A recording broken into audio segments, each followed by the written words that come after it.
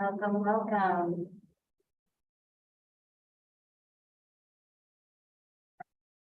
Let's welcome everybody.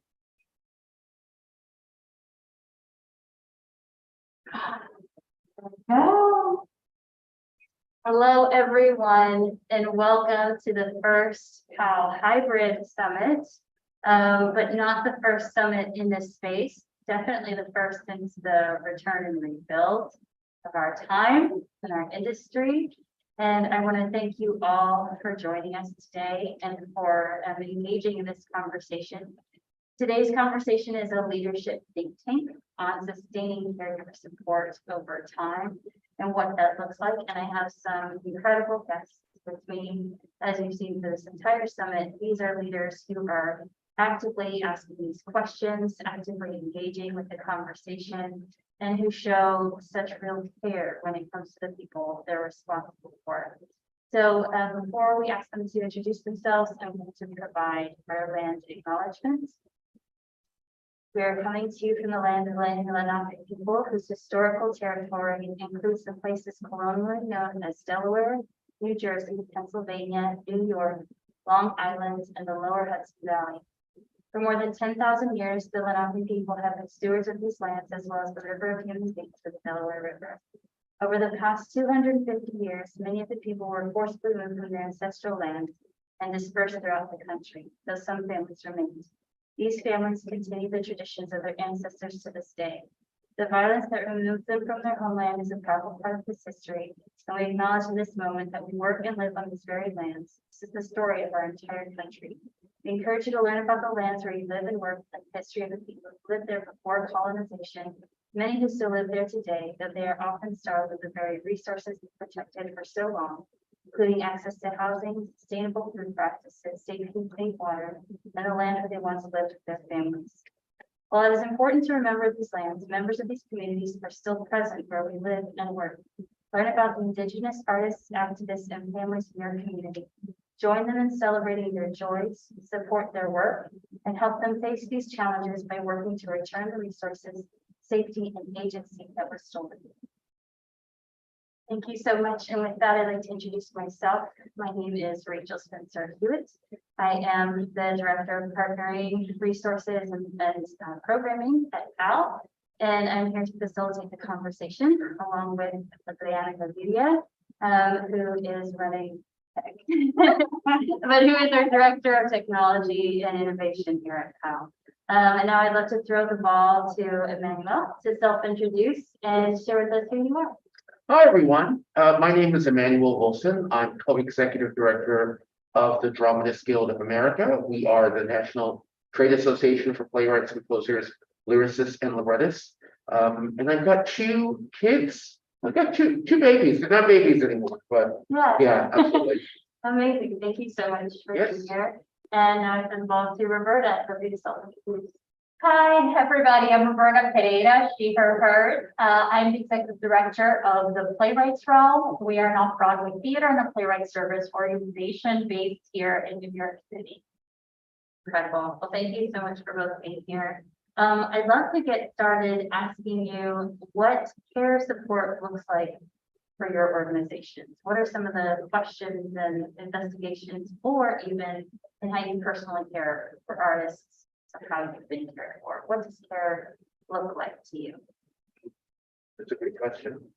I'll start with staff. Okay. Yeah. I'll start with how we take care of our staff. Yeah. You know, we provide our staff a very extensive time off, vacation, for multiple reasons. And one thing that was great for me when I came on, I've been at the Guild for about 6 years. And my oldest was going to high school. We were doing the high school applications in New York City, which is a nightmare. Going through it again this week with my youngest. And I remember there were so many times I had to leave work. There were so many times I had, because there was something going on in school, there was something happening, I needed to pick my kid up. There was just, they were going through something. And what we've been able to do at the Drama School, even before I was there, and that's really thankful to my co-executive director, Ralph Sevish, is create a place where people say, I need to do this. I need to go. We allow that to happen with no conditions, no questions. Because obviously, if you have a family, regardless of if it's children or parents you're taking care of or extended family, that's your life outside of the work. So I think it's fully acknowledging that someone is a human being first, and that you don't, live to work, right? And then extending that to the larger conversation of the people that we work with. We deal with all the time writers who have the ability to work anywhere across the country, but if there's no childcare, how can they actually get there? Will childcare be provided at the location? Do they have to leave their kid? Is there a safe place, a safe person to do that with? It constantly comes up. The other day we were talking about our board, and we saw a thread of people who have stepped off of our board because we were actually asking the right questions, because they couldn't attend a meeting and they were busy and such. And so we're saying, well, wait a second, why are we asking this particular question instead of saying, what do you need? So looking at support from not only staff through the people that we serve, dramatists, but also our board, and say, how can we make it easier for you to contribute and not make you feel guilty about it, right? That's where my focus is.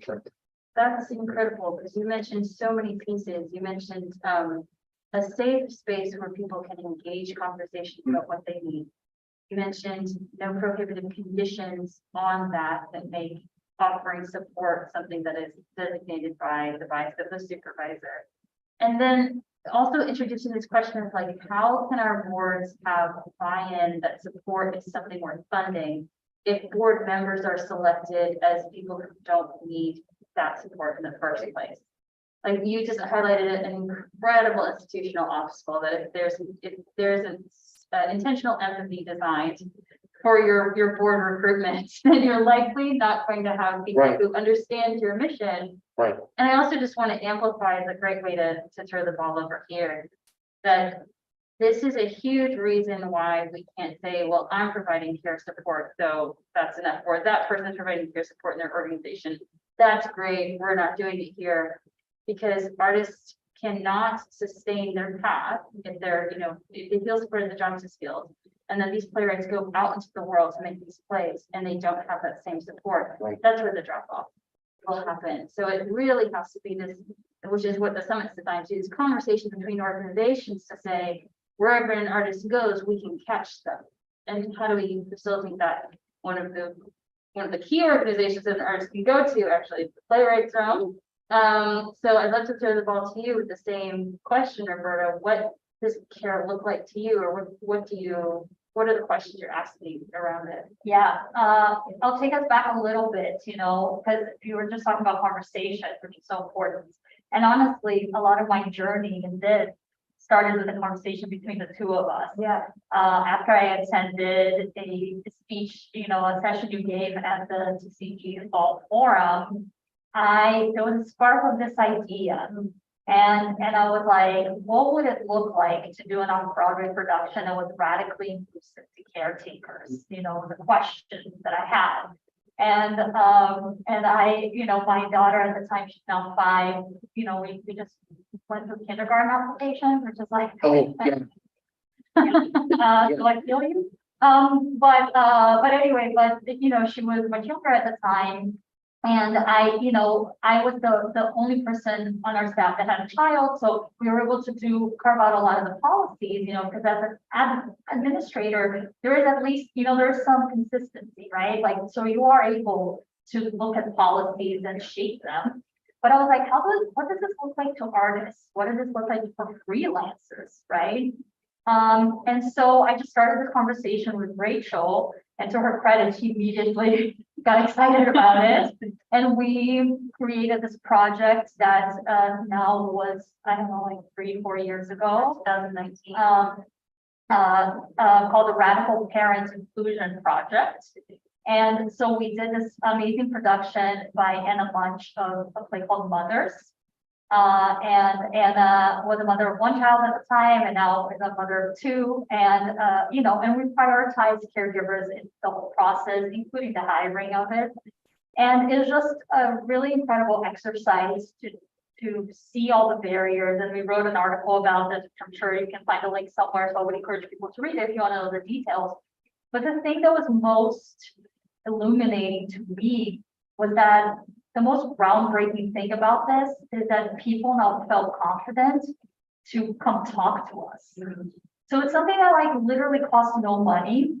But the fact that people, when we got that feedback after the show, it's like people said, oh, I could bring this into the room. Like if it was a nightmare to get my child to school that morning, I could say that and not feel like I was going to be judged. And later on, we also had that with other artists coming to work with us. They already knew we were a place that were open to this.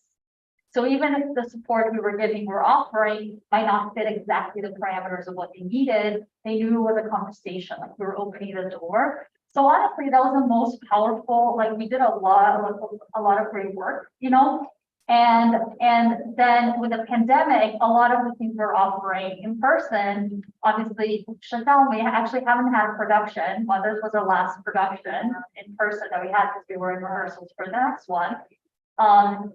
So we had to think of other ways, like how do we provide access in other ways? And so in terms of what I'm thinking right now, it is a little bit like that. It's just like thinking about all those barriers. And as we are returning to production next fall, this is already part of our production planning, right? So I'm going to visit a venue. I'm already thinking, oh, we're going to have a childcare matinee. Let me find where the room is going to be that we're going to provide a childcare. Like, right, I'm having that conversation. Thinking, putting in the budget, that line item for, stipends for caregiving, which we include, by the way, also elder care or care of adult dependents, any adult dependents. So really sort of like what's next? Like, I feel like we built a good base and we're keeping everything in the base. And how do we build on that? How do we keep going and experiment? Not everything works, but I think we have to try different things. Yeah. And that's really useful because, so many of our conversations at the summit are about how to start these initiatives and or what they look like when they're complete, so that it's a learning space.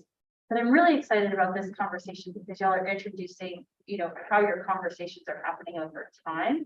And I think that's so important, especially for folks who are engaging in advocacy here and who want to engage in advocacy, to talk about how do leaders sustain themselves in providing care? And you don't have to have a perfect answer, because I would say that probably 100% of us, they were still figuring it out.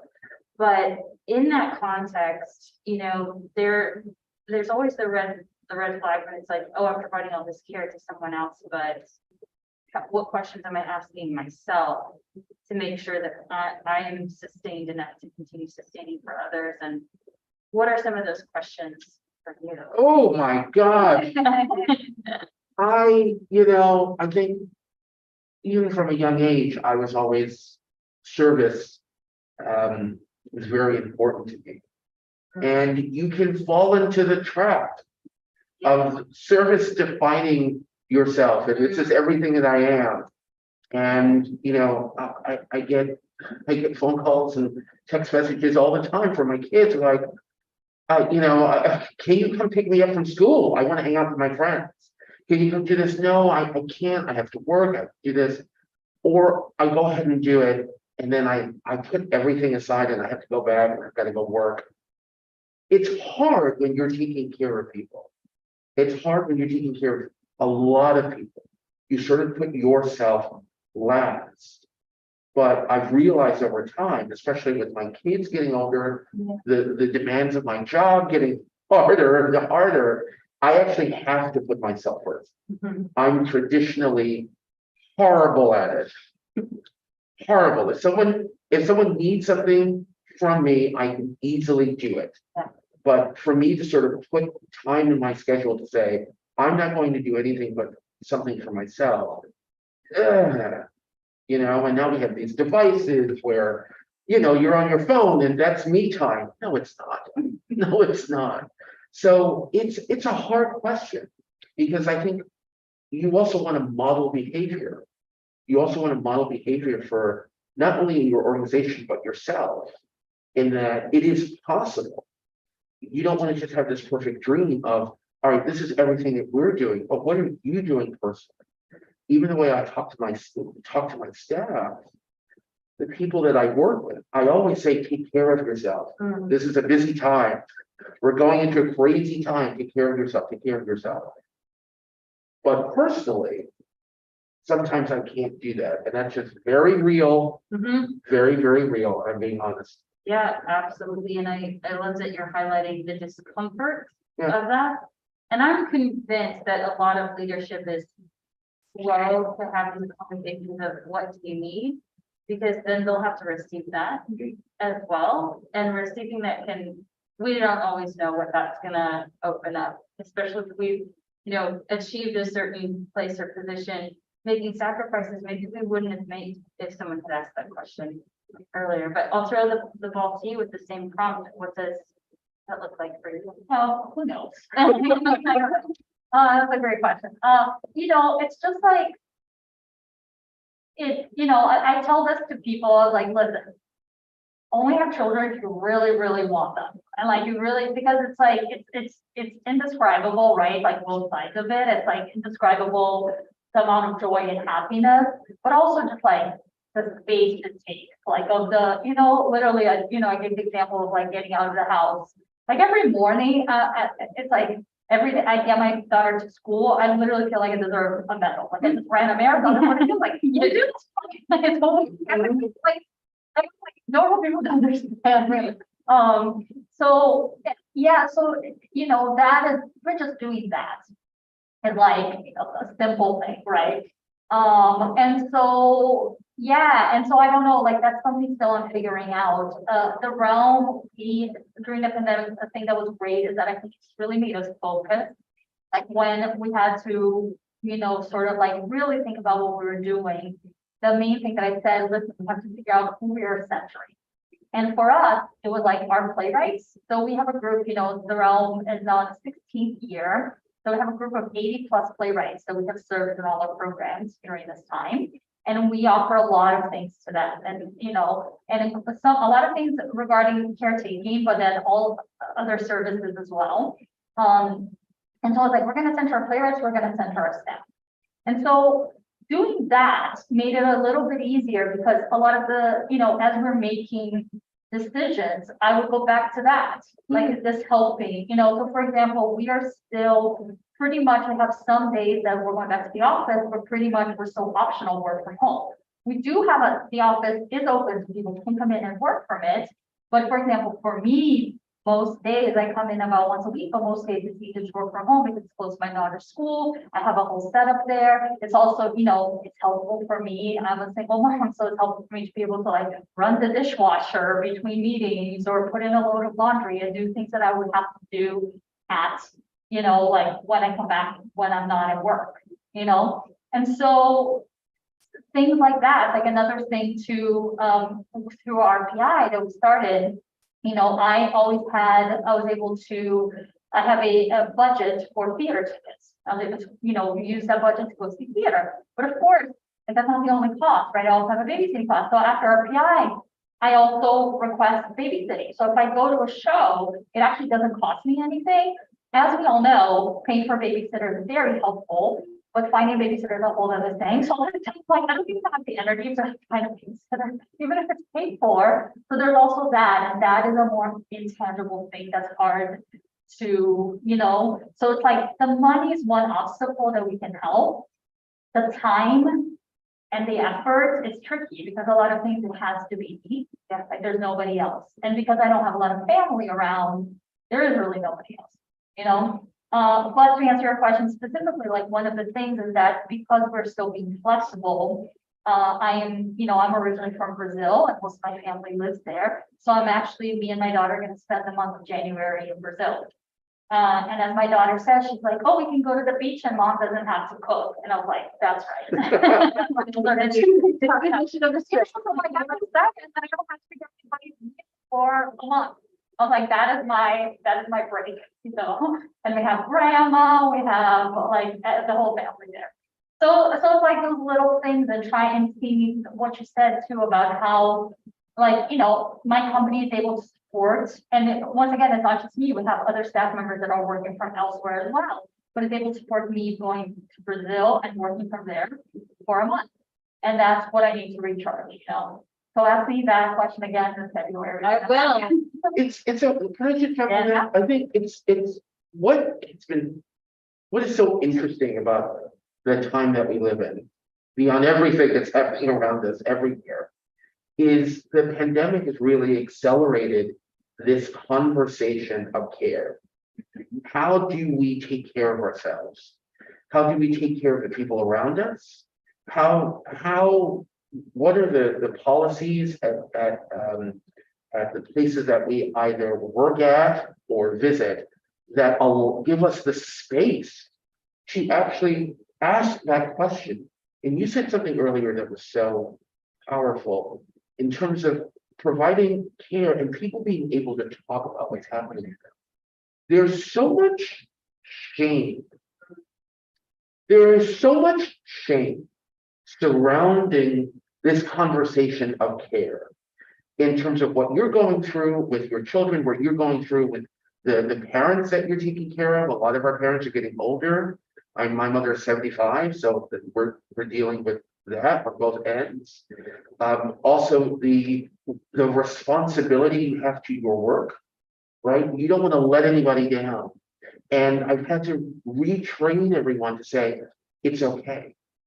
It's actually okay for us to say what we need, to talk about what we're going through, or for you to ask for time off. One pattern I've noticed is that when people ask for time off, they go into the reason. And I have to go, nope, that's none of my business at all. Why you need time off. You do not have to tell me. I do not need to know. And you need time off to do whatever you need to do for yourself. Therefore, take it. You don't have to justify it. You don't have to feel like your job is on the line. You don't feel like people are going to judge you because you have to do something. And so extending that to the artists that we serve, how do theaters do that? You know, if a writer is working on a new play outside of New York City, that could be 2-3 months of their life. And depending on their family situation, they either have to leave their family or they have to bring part of them with them. And you're always thinking about, is the town that I'm in safe? Is that, you know, all of those questions. So it's replicating that over and over again in every way and making sure that we can say, hey, I want to do your play. What do you need? What do you need? And actually giving writers the space to answer that with no shame. Because, oh, if I say I have this and I need this, you're not going to produce me. Let's stop that. Come on, this is ridiculous.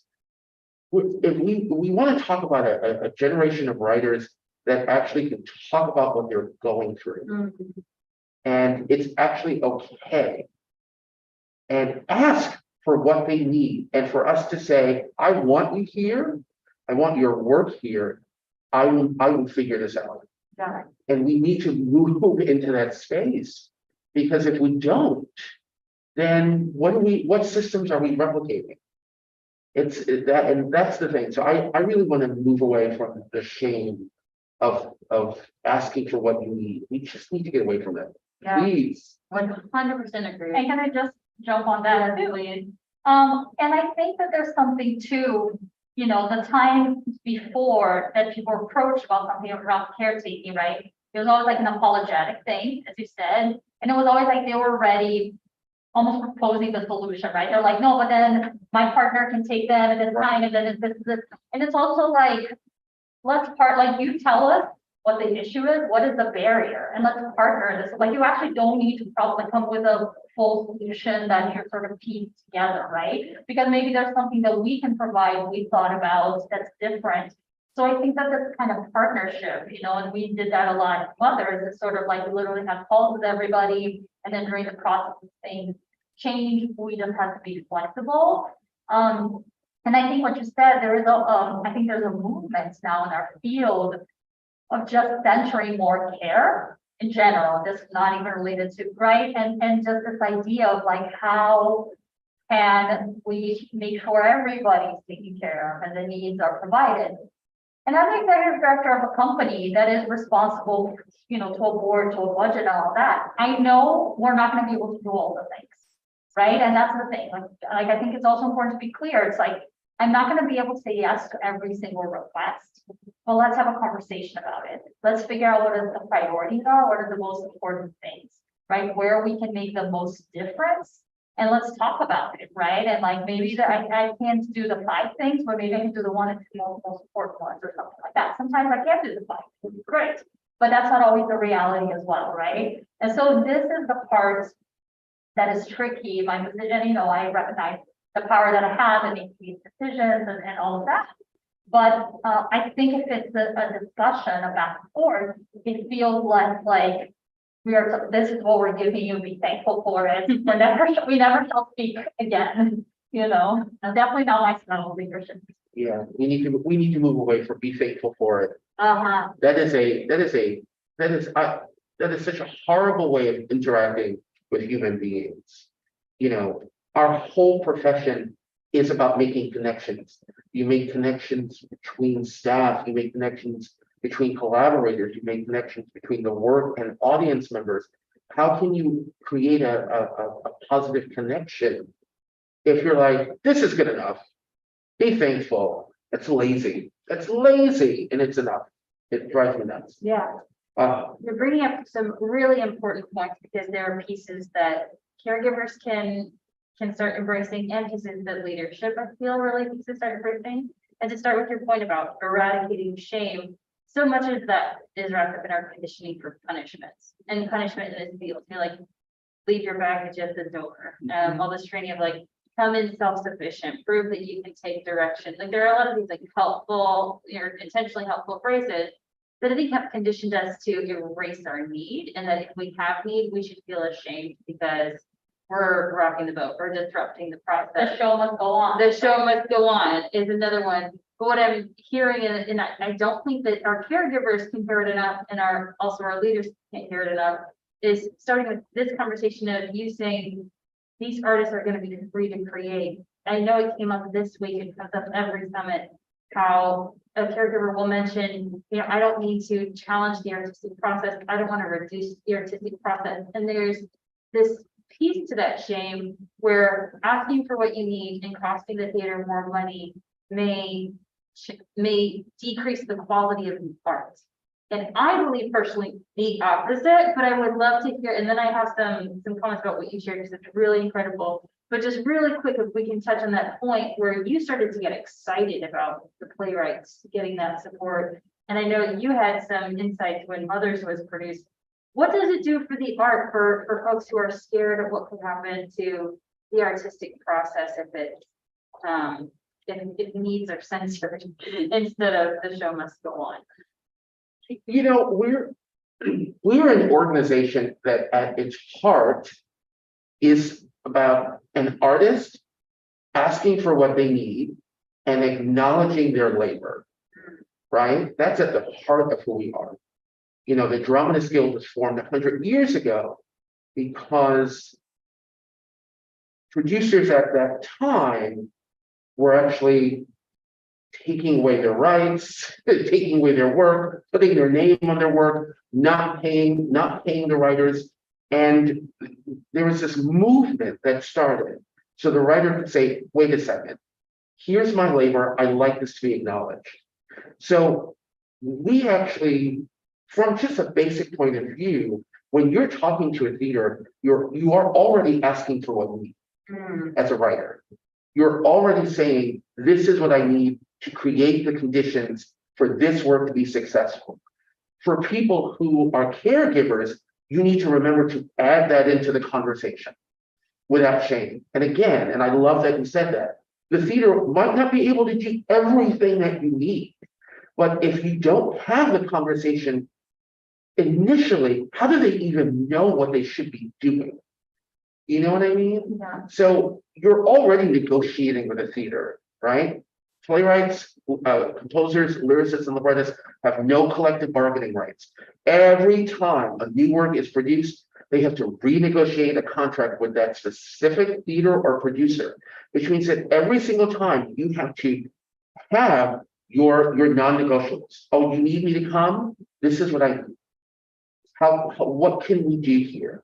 And artists need to move that into what they need for themselves, and also what they need to take care of their art. And also, if they are taking care of others, how can they have the space so that they can create? It is taxing to be in a process where you are thinking about the work and thinking about what the people you need, and thinking about what you need. And then some you're just like, okay, great. But if you're in an environment where people can look at you and say, are you good? Are you good? Do you have what you need? That question is always asked so that we don't swallow well, actually, I've been meaning to. Don't mean to, just do. Just ask for what you need. And if they can't do it, find that space where something can happen for yourself. So I always come from that artist-centered, writers always have to negotiate. Let's just add this to the conversation and be not afraid. Yeah, and Please. it goes along with like all the pieces that artist is asking for will allow that artist to thrive more fully in the room.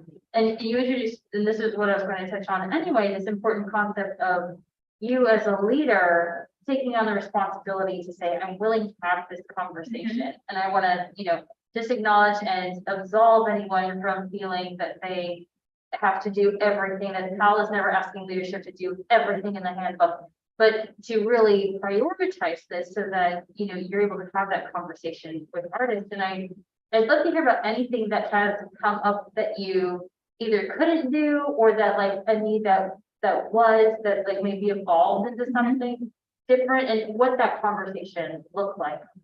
Right. First of all, I have a tip, like an actual actionable thing, because I think that it's great to empower the artist, but it's nice for the organization to give some kind of, like, if you don't know anything about this organization, never work with them, right? And so one of the things that we have started doing, that literally in the offer, where we give like, this is how much you're going to be, even for reading. Okay, so for reading, these are the days, this is how much you're going to be paid. We have a whole paragraph about our PI and how we have extra stipends around caretaking. Even if your company doesn't have a stipend, I would encourage you to put a line in that offer that just says, like, we recognize, blah, blah, blah, blah, blah, if you have any needs, talk to us. Because seeing that line will encourage people to come, to come forward and have the conversation, understanding that you're open to it. So this is a very easy, actionable thing that can be done. If you do have a stipend, please put in there in all your offers, this is part of your package, like this is part of your compensation package, even if not everybody can take advantage of it, but it is part of the, for example, to give another example, we do that in all our offers. And recently we had a collaborator that it wasn't a caretaking thing, but it was an access needs. And I feel like us putting that in the offer, even though it was about caretaking, this person felt like they could come to us and be like, well, this is a company that is centering these individual needs, so I can speak to them about this, and made this specific request that you're like, yes, we can do this, And so for me, that's very interesting. And I'm even thinking about how we can make that offer language even more inclusive so people can, but to your question, like the moments where you can't, this is the part that becomes very hard. Sometimes it has happened that what people need, what they're asking for, is in opposition for each other. So like literally, if you have two collaborators and one person's like, oh, it really helped me if we took longer breaks, like whatever it is. And the other collaborator's like, no, it actually would help me if we went straight through so we can enter over here. That's when it gets really tricky, right? Or for example, and we have had this moment too, you know, where somebody's like, well, I'm not a parent, but then this person is getting more money than me. They're literally getting more compensation than me. I don't see it like that, but I understand how other people see it like that. So having that, like, there is a little bit of a feeling to some people, right?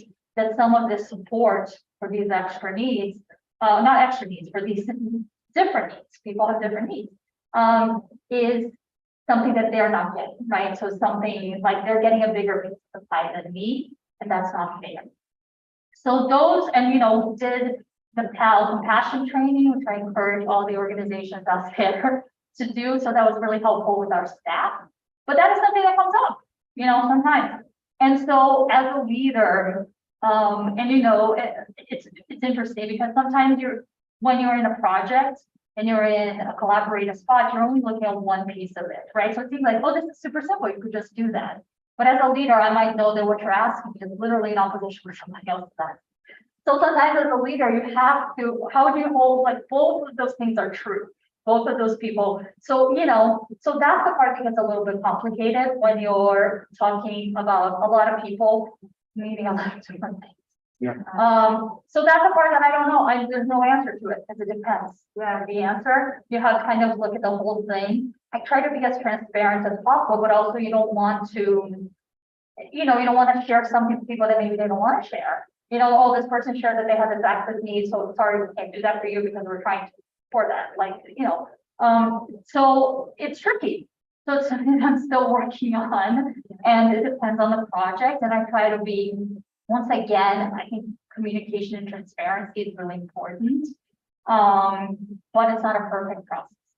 For sure. And I remember when we started having this conversation around our PI, and you know, I was doing these interviews on what people's specific needs were, and then we're talking about the scheduling, and then we talked. This came up during our producer session this year at the summit, where I got to share, like, yes, you can give the schedule a week ahead of time, but just to flag something we discovered in the case study is it puts additional labor on the stage manager. Yes, they're navigating all the conflicts of an entire week instead of on the daily. And that was a really important discovery for people. But what excites me so much about this think tank is the ability to say, this is what we've discovered needs to be problem solved next after providing support.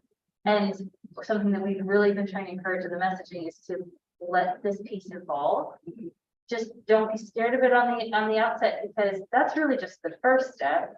And what we expect to find is that through conversation, you're going to find how to tailor it for what your organization can provide and how you can engage and compromise with the caregivers and support. I would love to shift into some vision casting, where I would love to hear from both of you, you know, with talking about like all the support that exists now, as leaders are rebuilding and doing their strategic planning and like going to the second half of their fiscal year. What do you hope they start to look to for what you would like care support to look like? And it can be conceptual or it can be literal, but what do you want? We have a vision at PAAL, like 1 year, 3 years, 5 years of what we hope to see. One example is No More Glory projects, that anyone who does an initiative is actually looking at the ethos of their culture, and that the initiative comes out of a culture of care. But for you, what does vision casting culture support look like? Oh, that's a big one. Yeah, anything that comes up. First, I'd like this industry to do a better job of taking care of the writer. I think many in our industry don't understand the nature of a writer's labor.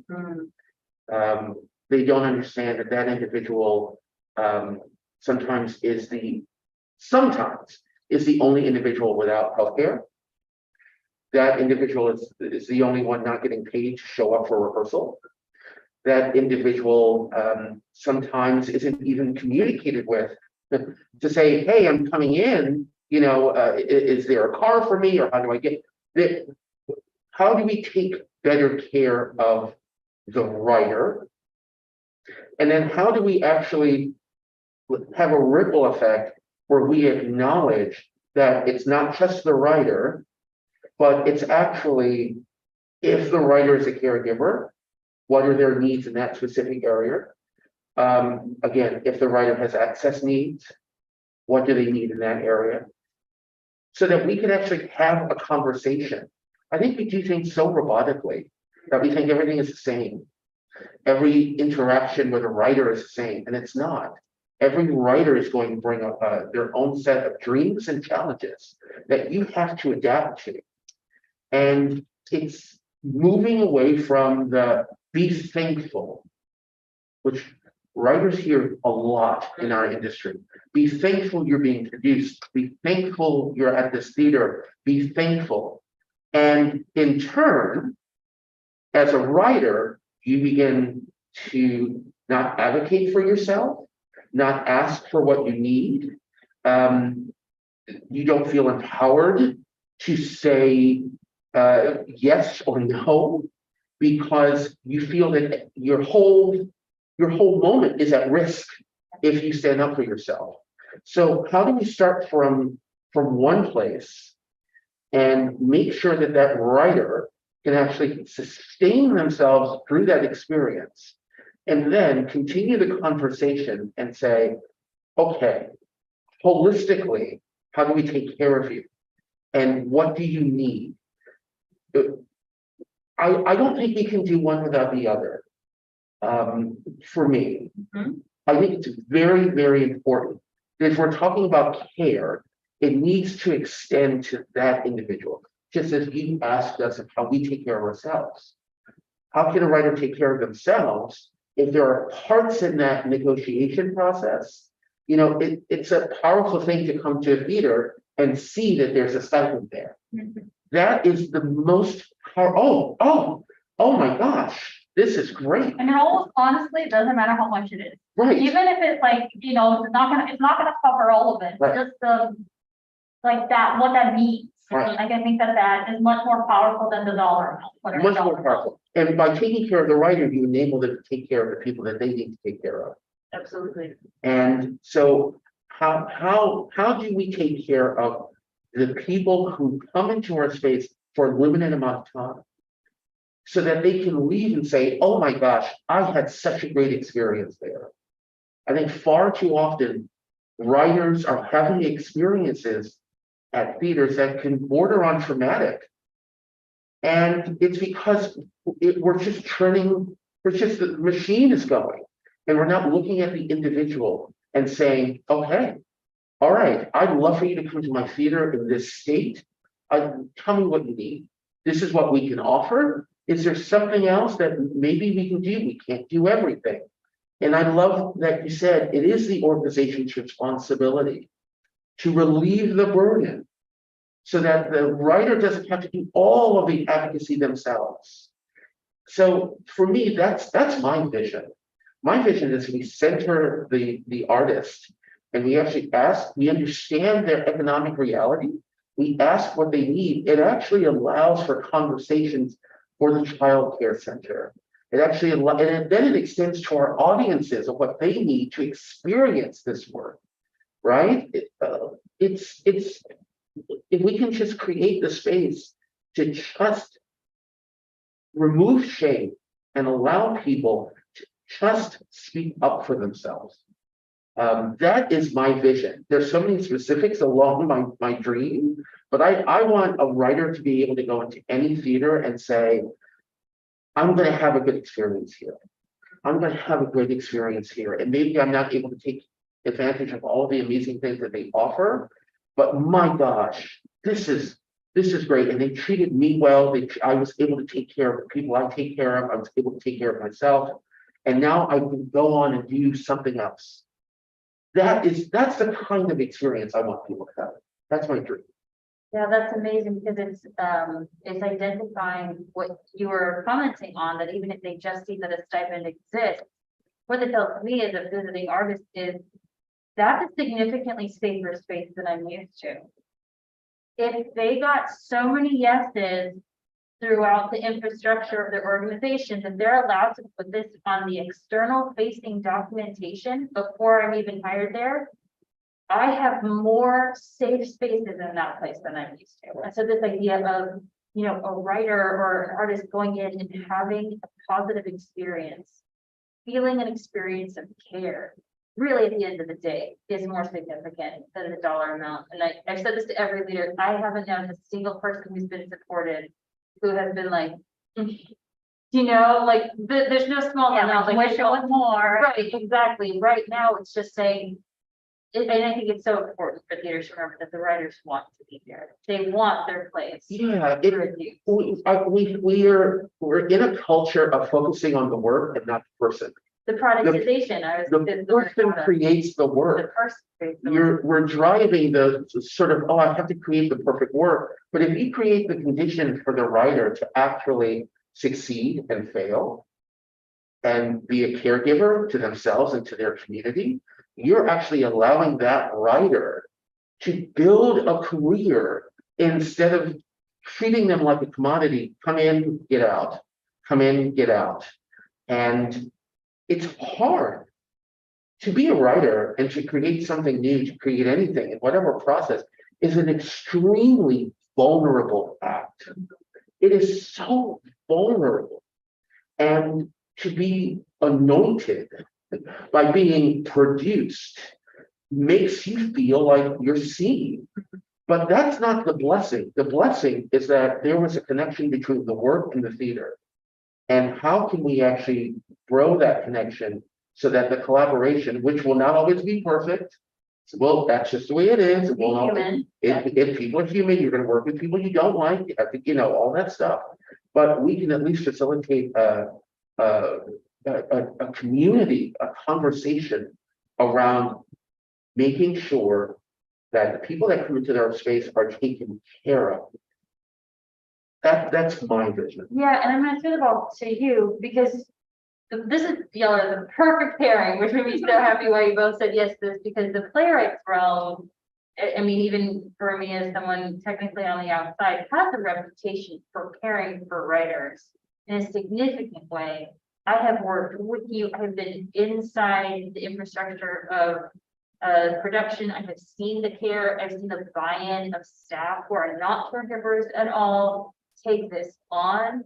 So I would love to hear from you, in terms of the word that did come up for me, you're talking about this one size fits all, be thankful, is like it's a product, not a production, like the very corporate productization of industrial complex repetition, machinery, just make the play, make the play, make the play.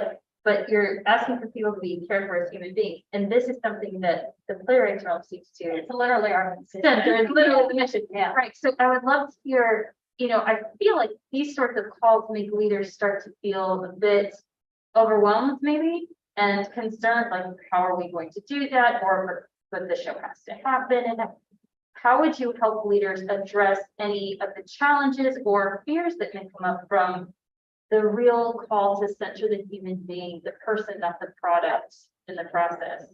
So I think that our field, and we talked a little bit about, touched on this already, right, was built in this idea that it's like you have to suffer for your art. The show must go on. It's almost like if you're not pulling an all-nighter, being underpaid, or do you even work in theater, right? And this is literally how the field was set. And because we have so many incredible talents, amazing things got put out there, right? But this was all built on a lie. This was all built on, taking advantage of people, not paying them enough. And so we put ourselves in a very tricky spot as a field, and this is all our responsibility. Like, we've all been there. I do a class that I teach called Budgeting Your Values. And at the beginning of every class, I ask everybody, like, who thinks it's important to pay artists, no matter what. Everybody raise their hand every single time. Who here has worked on a show for free? Every hand goes up. And it's sort of like, both of those things, because obviously, like, we've all been there when our friends are doing something, we're excited about it. We are able to do it, right? Because maybe we're not caretakers yet. So there's a change happening in our field right now, whether we want it or not. And the truth is, for us to center humans, for us to do everything that we're doing, shows are gonna cost more. All of this means more, because we need more time, we need more money. And this means that there are gonna be less shows. The number of products is gonna go down, the number of opportunities is going to go down. There's no other way, like, there's no other way to do it. And so I think that there needs to be a really serious conversation about this. I believe that what we will be giving up is for a reason, right? Like, we're like the realm, as I said, is going back to production in the fall, and we're really thinking about how we're going back to production. We're really looking at every single part. We're rethinking our whole production process. Our show's probably gonna be 30%, 40% more expensive, you know? And obviously there's also just literally like the cost of material, all of the things. And so I don't know, like, this is a part, and I think that people are just gonna have to come to terms with that, but it does mean there's going to be less new plays produced. Right? There's no other way around it. And so I think some people are having a hard time accepting that, I guess. There's also like literally less people going to theater right now. There's less audience. So I don't see any other way, right? To do these productions in this way that we want centering care means it's going to cost more. Even if you have the best of intentions, because if you open the door, let's talk about it, and you shut everything down, Right. that's what's the point of that, right? You have to give something.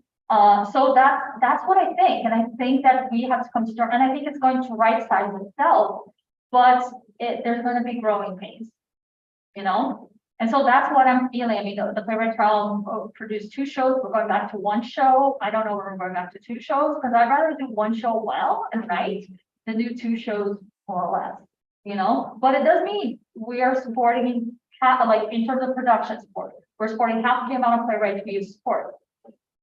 I wonder though, and this is like my business brain.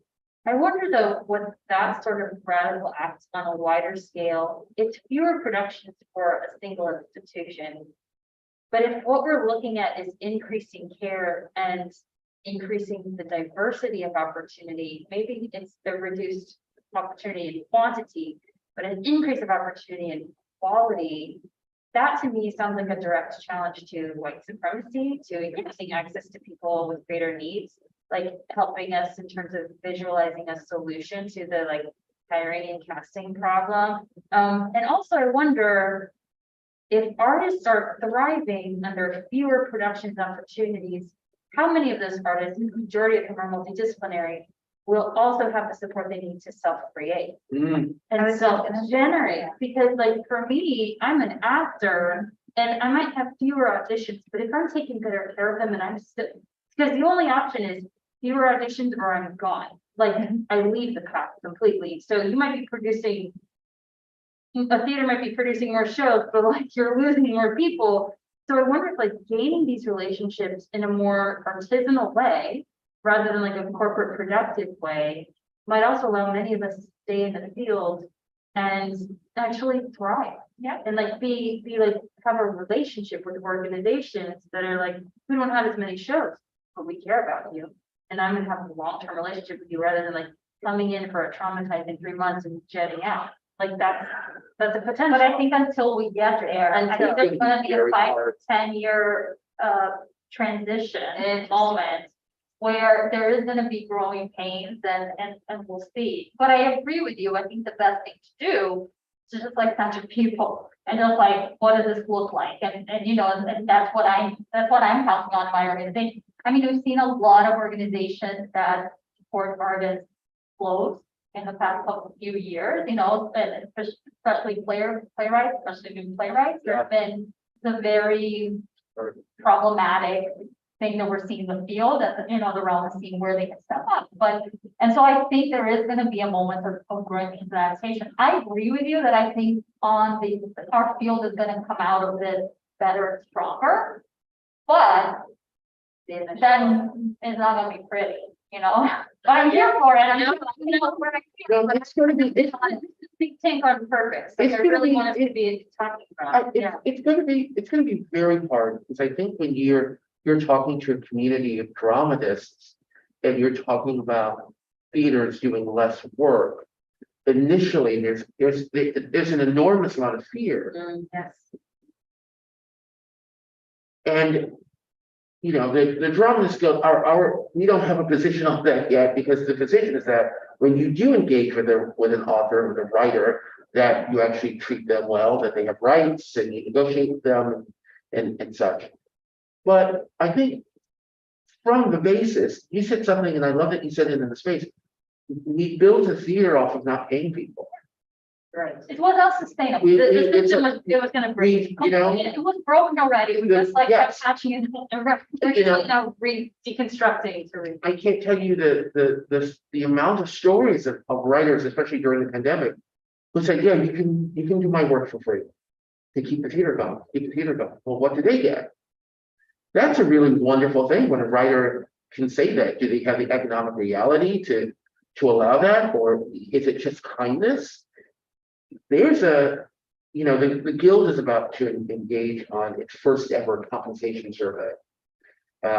It'll launch in March 2023. And we're really looking at the field in terms of how do writers make their money? What money are they making? How can they sustain themselves? Because there's so many horror stories. Well, why do we have these horror stories in the first place? We have these horror stories because producers and theaters are engaging with writers, and just it's becoming an exploitive experience instead of a restorative experience. You know, theater for me, all theaters, especially if you have real estate, they're community centers. What else are they? You're bringing communities in to experience and have conversations and to connect with one another. That's why we moved theater from the central place of New York to everywhere across the country, so that we could acknowledge that everyone deserves to have theater in their communities locally. Everyone deserves to be able to have the opportunity to go to a theater and experience some live beauty. But we also have to recognize that we built so much of this industry off of writers not getting paid or not being paid at all. It is a shocking thing that a writer shows up to rehearsal and they've got to wait for their royalty check. And they're surrounded by people who, oh, the checks are being handed out in front of me, right? And we don't even think about that. We just accept it because this is how it was done. So the growing pains are going to be real, but I think if the growing pains are worth it, I think we have to be really clear about what's on the other side. Because when you hear about less opportunities, everyone is going to feel deeply and strongly about that, Yeah. about losing that, because they There feel are that already not enough opportunities. there's not enough opportunities already. And I think to be caring, we can't reduce that experience. Right. Like we have to be really accepting of its scope. It's expansive.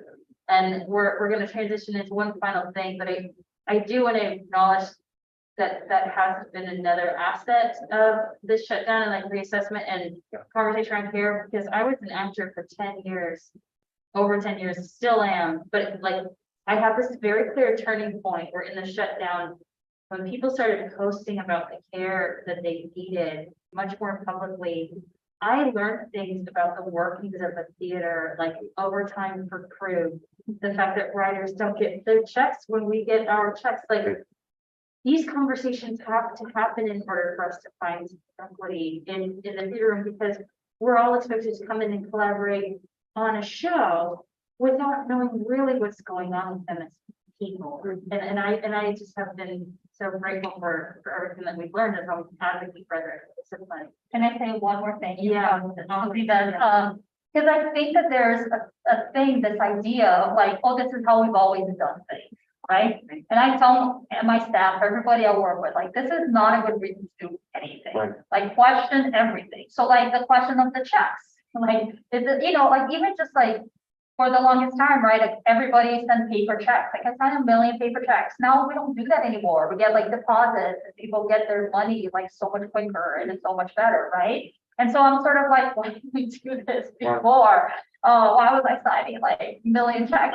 I don't know, because that's how we've always done things, Right. you know? And so, or even like signing contracts, now DocuSign revolutionized my life, you know? And he's like, serious, and it's like these very silly things, but it's like, so for me, it's like, not just as leaders, I think everybody can do this, like question everything, like what, and sometimes there is a reason. Sometimes there's like, sure, oh no, this is done in this way because of X, Y, and Z, right? Like sometimes there's a legal reason, there's a contractual reason, I don't know. But sometimes it's just because that's how it's always done. Yeah. So that is my other thing, it's like, but like, as I said, we are deconstructing our production process, we are rethinking every single step and be like, why do we do it like this? Does this still make sense for us? You know, and doing all of that while centering the writer, because that's the kind of theater we are. And so, yeah, so that's the other thing that I'll say too, and it's not just for leaders, it's for everybody. Like, take this moment to question things, to throw out a thing, even if it's a silly, like we had another thing that, you know, when we used to mail things or mail checks, you know, we put the stamp in, and somebody in the organization was like, why don't we use the window checks? Because, and I was like, oh, Right. saving, this is like money, this is time, equals time, you know? So like question these things that like make the organization better. Yeah, so that's the other thing that I'll offer it up to. It shouldn't just be up for the leaders, like this is actually a challenge for everyone. I was just gonna say that, speaking as a performer, that sometimes you feel you don't know what to do, right, or what to ask for. And it really helps. So I was doing a show one time and I'm like, oh, I didn't know you could ask for that. Like one of my fellow cast members, you know, put it in their contract, in their writer, right, to travel back home, or because they had a child and they needed to do, you know, so there's like specific requests you can ask for, and you don't know that you can ask for those things. So having this conversation, being a performer, and talking with each other, you can really change the culture in that way. It's not always possible. And if you're a smaller organization and you have a smaller budget, there are things that you can't meet, but having that conversation and being open to what's possible makes a huge difference. So it sounds like really allowing the questions to come into the room as well. And you're saying like, you know, when you're having the conversation on care support, not just the solutions, like you don't have to come into the space with just the solutions, question everything, which I love because we're letting it back to caregiver support. I think when we introduce the idea, organizations are like, that's risky. But so is doing things the way they've always been done because it's broken. So you're using a broken tool anyway. Why not take a look at like how it can be reconstructed? But once again, it takes time. Yeah. And for you to step back. So for example, my organization, you know, a lot of our fellow organizations have started production. We made a choice not to do this. You know, we wanted to take the time, but it means we're literally doing less production. If you look at our, you know, first 10 years or second 10 years, for example. And so I think that that's the thing. It's like, there are always, you have to, like, you know, it's not just like, oh, let's do this, and this is the perfect solution. You're always having to give something, but I agree with what you said. You have to keep the eye on like the finishing line, you know, and there's really never any finishing line, let's be honest, but like, you know, what is that vision? And you have to keep the eye on that. And even if there are some growing pains, you are doing this in service of that, you know? Yeah. Yes, it's been, I also should, yeah. one final thing. I think we also have to bring funders into this conversation. I think there's I already so, mentioned the board, yeah. there's so much fear, right? And so many of the decisions that we made is because there's not enough time, there's not enough money. And we actually need to talk to the funders and say, your specific things, are you asking for the right things here in the kind of work that you're supporting? Well, what are you at? One of the most powerful things I saw, and of course, it's Melinda Gates, you know, for her to say, you know, I'm giving away my money and I'm going to trust the people that I give it to actually do something right with it. And You're the experts. you're the You're the experts. expert, not me. And we live in such a culture of verification. Constantly, it's just that because we have to do this for the funder needs this and that. But where is this all coming down from? What is it coming from the board? Is it coming from the funder? Is it coming from the theater? And does it become performative, It doesn't right? become Like, are you performative. doing a thing to Right. show the funder to do a thing, but are you actually? But are you actually doing it? Instead of, yeah. So the whole ecosystem of what we're supporting, because theater in and of itself is a risk. Mhm. It doesn't make any difference if you're hiring this Pulitzer Prize winning writer. You're putting people together to create something. It can work. It might not work. It might not work right now. It might work 20 years from now. We can't control all of the conditions. All we can do is actually support the work so that it lives in the universe. And who knows what will happen to it over time. But it's about supporting the artists so that over time they can create the best work possible. And to do that, again, it's that holistic conversation of what does the artist need? That we can't have a corporate view in theater. You can't have sit at your cubicle and do your work and be glad you're here and make sure you're telling me when you're taking off for lunch. This is a very difficult art form. And so many people have done it off of the currency of loving it. I do this because I love it, and I love the theater. I don't know if I would do anything else. But also, I want to sustain something. Because that opens you up to exploitation, Right, right? because I love it. And I think that's part of it is sort of like, how do we define success? We Yeah, talk about this a lot, right? It's like, there's a lot of ways to define success of a project, of a company. And so it's like, did you achieve that? Like, for example, like in my organization, our success is never like, we were a New York Times Critics Pick. Like, that's not how we define success. right. You know what I mean? Ours is more about the experience of the writer, specifically to start with. So I think that those are very important conversations to have that not a lot of organizations have and have a shared understanding, because sometimes different people define it in a different way. So if Right. one person thinks that like making the most amount of money in a show is success versus another person that might think like everybody feeling supported, sometimes once again, those things are at odds, right? So how do you negotiate that? Right, and who's defining that? Is that coming from the funder? Is that coming from the board? What myths are we actually spinning here? Because again, this is the way it's always been done. We're creating works that hopefully people 50 years, 100 years from now will actually sit and engage with. They won't know how it was created. But we hope that the people that were involved in that feel proud. That doesn't mean that it's not going to be a difficult experience. Nothing's going to be easy. Theater is not easy, Right. but we can make it a little easier. Yeah, we mentioned it yesterday in one of the sessions. Even if you had a perfect offering of support for this person, had a great time, the art is still hard. Yeah. The process is still hard. You're not removing the hard, but what you are doing is you're taking care of the person in that difficult space, in the challenging space. And what we've learned with intimacy, direction, and all of this, you can take greater artistic risks the safer you feel as a human being. And it's not the other way around. I'm going to take a quick moment to say that the compassion training that you mentioned for folks who listen and rewatch is available for board members as well, because we want the people who are sponsoring you financially to be empathetic to the needs of the people that you're serving. Like, that has to be aligned. And PAAL's board is made up of industry people, like people who are in the field, and we don't have a fiduciary board for that reason. We're not ready to take that step. We want everyone who is supporting us to be asking the same questions that we're asking.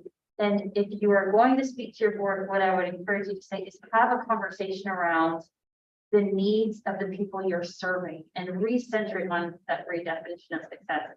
For this summit, I shared that our terms of success were, are we sleeping more and are we kinder to each other? And we started with that, and it turned out to be just as grand and beautiful as the other ones. But what was really reduced was I felt my own anxiety and pressure on myself to deliver, which each year has been reduced. And so like, we're just going to keep going so that we can see how low we can get that pressure. But as a final question for your brilliant minds, by the way, thank you so much for this conversation, is what is inspiring you right now about the state of the industry? What do you see that makes you really hopeful in terms of care, in terms of care support, in terms of the way that we are re-engaging with these, even in the immediate, that that is bringing light? I can start. Yeah, please. It has never been harder or expensive to make theater. It is very difficult right now, and I one of the things of the pandemic that now I feel like I'm connected to a lot more leaders in the field. We talk quite often, especially off-Broadway leaders, you know. It is rough. It is very hard right now. It's like everything is back against. But I'll say this, like, you know, as I said, we're returning to production. We haven't announced our show yet, and we're not going to be ready for a few months, but we have a play that I'm very excited about, like that. And I'm very excited, you know, we only got to think about a production and caregiver support one time because then the pandemic shut down our next production. And so I'm excited to rethink a lot of those things. And there are things we wanted to do better, you know, from last time, like I'm thinking specifically of the audition thing. And I still believe in childcare matinees. I want to make those happen. So I'm really like, I'm excited to try that again and to see what are the things that can be codified. What are the ways that can we teach other theaters? Like, no, this is how you do it. These are the best practices for this. And doing all of that in the show, I'm really excited about. And that I think is a really powerful message. It's very funny, but it's also very powerful for the moment for now. I'm really excited about that. You know, it's going to be hard. It's going to be expensive. But I believe in it, and the playwright that's going to be her off-Broadway debut, so that's a huge thing. So yeah, so like that I'm ready, and I'm trying to build a space. That's the thing. I keep telling everybody, like this is going to be 20% harder than we've done before. So like, how can we build a space? How can we think about our programs so we have the space to do the show in a proper way? You know, but yeah. I'm excited for that challenge. Yeah, that's cool. Oh boy, I think I'm excited about simply having these conversations. I think you've been on my list. I was like, oh my God, you're here. It's like, oh my God, who are the people I've got to talk to? Because I think by having the conversation, you understand what someone else is going through. They understand what you're going through. Everyone has their own needs. But it's also just bringing people together. And that's what I'm really excited about.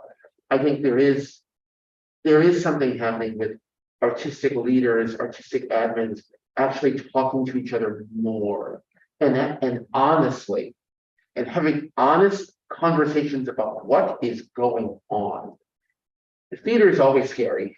Even when there were audiences, even when there is money. It's still scary because every single time you've got to get the new audience, you've got to get the new money. And it's just, this moment has revealed things that we all need to work on. Some companies took a while to acknowledge. Other companies were saying, hey, we need to actually move in this space. So now we're here together. And I think personally, I look at my especially my two kids, and I see in them the unwillingness to be exploited. I see very clear. I mean, my oldest is a fine artist, so I'm always asking her to make me something. Off the bat, she's like, I'm getting paid, right? Like I'm getting paid. She's like, this is labor. This is my time. She's like, I could do something else. And I'm having these conversations. I'm going, wow, you're already set up to have a conversation where you understand your value. There's always a give and take. There's always moments as an artist where you're like, yeah, I'll do this because it's strategic for me, and this is, but to be able to actually strategize and not feel guilty about it, or feel under pressure, or feel that the opportunity is going to be taken away from you because you're thinking like a business person. I'm actually excited about this generation. I remember I went into a room of young writers, and I thought we were only going to talk about craft. I thought we were only going to talk about craft. I don't want to talk about craft. I can't. It's not my thing right now. Not in for this particular job. The only thing we talked about was business.